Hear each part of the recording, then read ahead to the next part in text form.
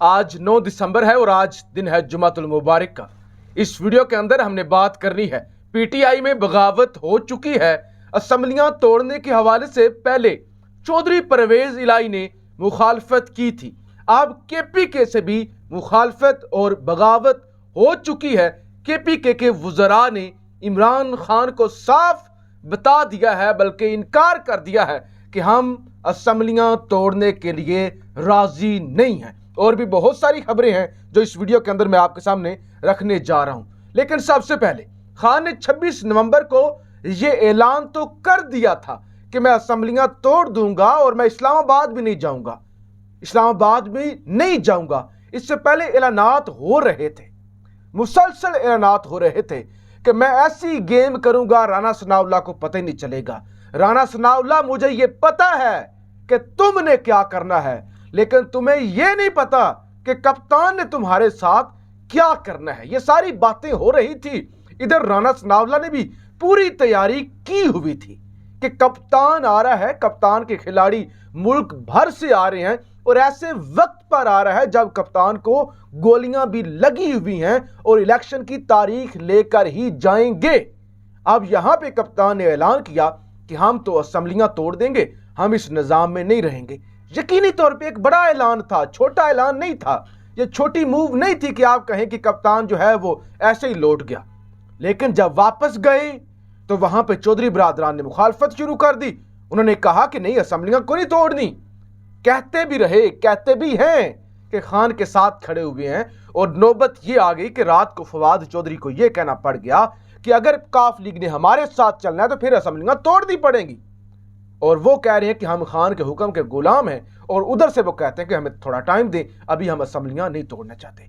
तो ये तो मुखालफत हो रही थी काफ लीग से। काफ लीग एक दूसरी जमात है, वो जिंदगी में आखिरी दफा वज़ीर आला बने हैं, उनका वो जैक लगा है, जुगाड़ लगा है। लेकिन यहां पीटीआई के अपने लोग ही खान के खिलाफ खड़े होना शुरू हो गए हैं। केपीके से जनाब बाकायदा जो केपीके हुकूमत के तर्जमान हैं बैरिस्टर मोहम्मद अली सैफ साहब, वो कहते हैं कि असेंबली तोड़ने के मामले पर हमारे अरकान में इख्तलाफ है।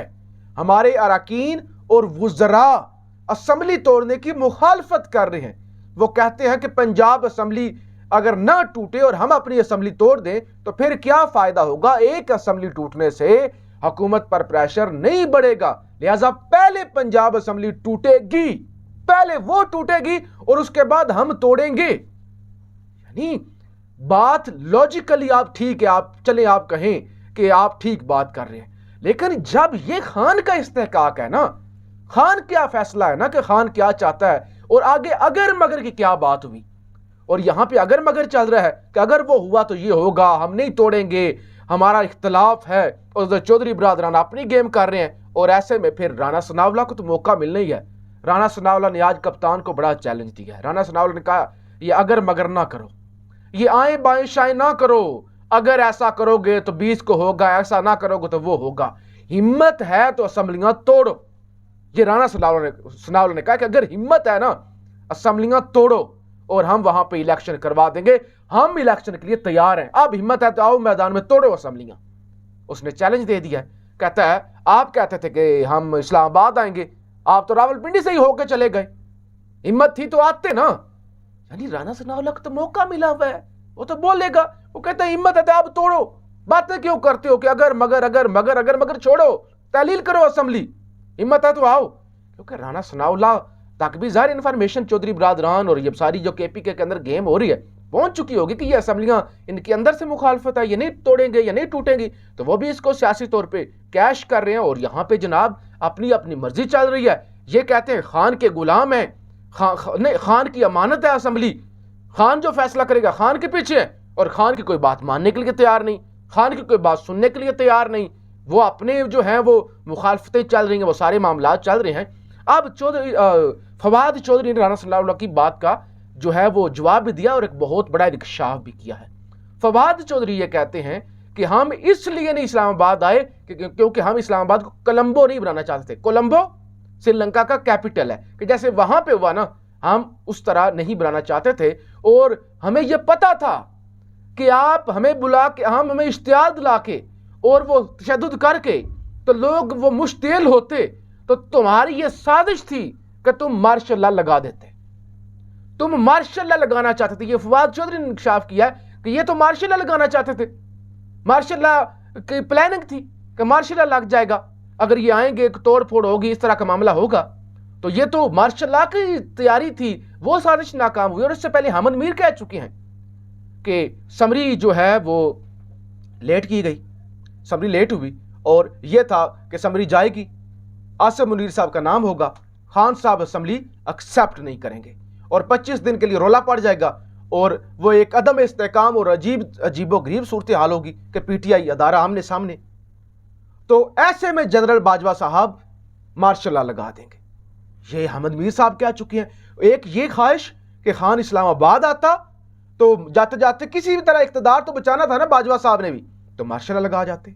और दूसरी तरफ यह थी कि वो अगर समरी के हवाले से खान खेलता तो उस पर मार्शल लॉ, यानी मार्शल लॉ का मनसूबा बना हुआ था। इस मार्शल लॉ के मनसूबे को खान की जानब से टाला गया है। तो ये जनाब सूरत हाल है कि ये लोग आपस में लड़ रहे हैं, अगर मगर की बात हो रही है, और वहां पे जो है राना सनाउल्लाह जो है वो बढ़के मारता जा रहा है। अब जनाब और दूसरी तरफ इस्लामाबाद हाई कोर्ट ने एक फजूल केस के अंदर खान को बुलाया हुआ है कि आए वो जरा जो मुबैना बेटी है उसका जवाब दें। इधर 13 दिसंबर को इलेक्शन कमीशन पर तोल रहा है इमरान खान को नायल करने के लिए, पार्टी चेयरमैनशिप से हटाने के लिए। यानी इमरान खान के खिलाफ इतने साजिशें, इतने मामलात हैं, और खान के अपने लोग क्या कर रहे हैं। यानी अगर ऐसा हुआ तो ये करेंगे, अगर ऐसा हुआ तो वो ऐसा नहीं करेंगे। यानी आप तोड़ो असेंबली, जान छुड़ाओ और खुल के मैदान में आओ। अगर एक बात कर ही दी है, इतने बड़े लेवल पे जाके लोगों को बुला के इतना बड़ा ऐलान कर दिया, तो फिर अगर मगर आए बादशाह के ऐसे मौका दे रहे हैं उनको कि ये होगा तो वो होगा, और फिर अपने लोग ही खान के साथ ये कर रहे हैं। दूसरी तरफ मौलाना फजलुर रहमान ने आज फिर फौज पर चढ़ाई की है। शायद इन पर कोई प्रेशर हो, क्योंकि मुल्क आज जमात इस्लामी के जो अमीर हैं सिराजुल हक साहब, उन्होंने एक इंकशाफ किया है। वो कहते हैं मुल्क डिफॉल्ट कर चुका है, वजीर खजाना छुपा रहे हैं, लोगों को बता नहीं रहे। मुल्क अमली तौर पे वो कहते हैं डिफॉल्ट कर चुका है, दिवालिया हो चुका है, ये बता नहीं रहे लोगों को, झूठ बोल रहे हैं। वो कहते हैं हमारे पास तो पैसे ही नहीं है, ज़र मुबादला तो है ही नहीं, बैंक तो खाली हैं, ये जो पैसे पड़े हुए हैं ये अमानते हैं, दूसरे मुमालिक ने अमानतें रखवाई हुई हैं, हमारे पल्ले धेला भी नहीं है। तो दूसरी तरफ ये भी काम हो चुका है। यानी तबाही ही तबाही है।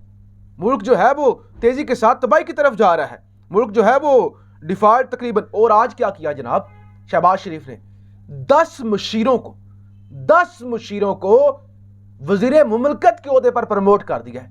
यानी नए 10 वजीर लगा दिए हैं। 10 वजीरों को वजीर जो मुशीर थे वजीर मुमलकत बना दिया ताकि साथ रहें, खुश रहें, अयाशी करें, लूटे। और फिर आज अरबों रुपए जारी किए गए हैं जो मीडिया पे चलने हैं, जो मुख्तलिफ चैनल पर चलने हैं, जो मुल्क की मैशत इतनी बुरी कि मुल्क डिफॉल्ट तकरीबन हो चुका है, प्रैक्टिकली हो चुका है। वो दिखाना है कि कितनी अच्छी मैशत है, और सारे पैसे को इमरान खान के खिलाफ इस्तेमाल करना है। और यहाँ पे वो चढ़ाई कर रहे हैं। फजलुर रहमान साहब वो कहते हैं अदारे अपनी हद में रहे तो सलूट करेंगे, अदरवाइज नहीं करेंगे। खबरदार सूबों पे आके कंट्रोल करने की कोशिश ना करें।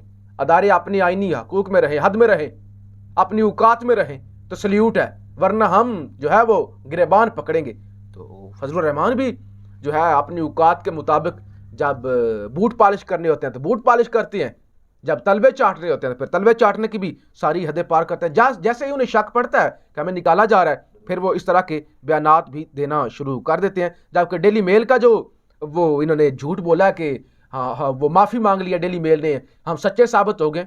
आज बरतानवी सहाफ़ी ने वो भी भांडा फोड़ दिया कि पैसे दिए हैं, पैसे देकर राजीनामा किया है, सेटलमेंट की है, और कोई माफ़ी नहीं मांगी डेली मेल ने। सारा झूठ है, सारी बकवास है। यानी ये मामला इस वक्त चल रहा है, मामलात बड़े सीरियस हो रहे हैं। आज़म स्वाति को भी बलूचिस्तान से तो रिहा किया गया था, अब सिंध पुलिस पहुंच चुकी है हेलीकॉप्टर लेकर अपना आज़म स्वाति को गिरफ्तार करने के लिए। तो इस हवाले से अगली वीडियो में तफसील के साथ आपसे बात की जाएगी। अपनी राय का इजहार ज़रूर कीजिएगा। पाकिस्तान जिंदाबाद।